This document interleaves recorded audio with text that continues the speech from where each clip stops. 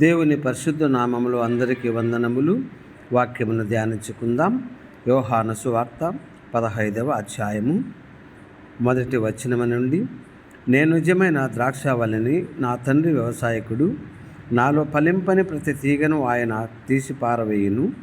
ఫలించు ప్రతి తీగ మరి ఎక్కువగా ఫలింపవలనని దానిలోని పనికిరాని తీగలను తీసివేయను. నేను మీతో చెప్పిన మాటను బట్టి మీరిప్పుడు పవిత్రులై ఉన్నారు. నా యందు నిలిచియుండుడి, మీ యందు నేనును నిలిచియుందును. తీగ ద్రాక్షావల్లిలో నిలిచి ఉంటేనే కానీ తనంతట తానే ఎలాగూ ఫలింపదో, అలాగే నా యందు నిలిచి ఉంటేనే కానీ మీరును ఫలింపరు.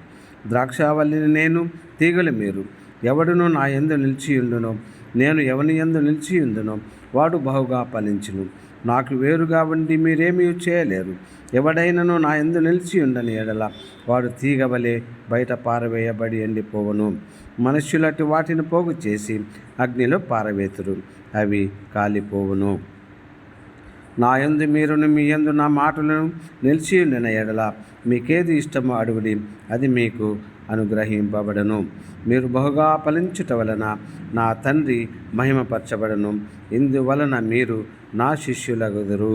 ప్రభువునందు ప్రియులారా, ఈ వాక్యమును బట్టి క్రిస్టియన్స్ అనగా ఎదుగో క్రీస్తులో, క్రైస్ట్ ఇన్ అని మొట్టమొదట్లోనే ఆ మాటలో మనకు అర్థమవుతూ ఉంటున్నది.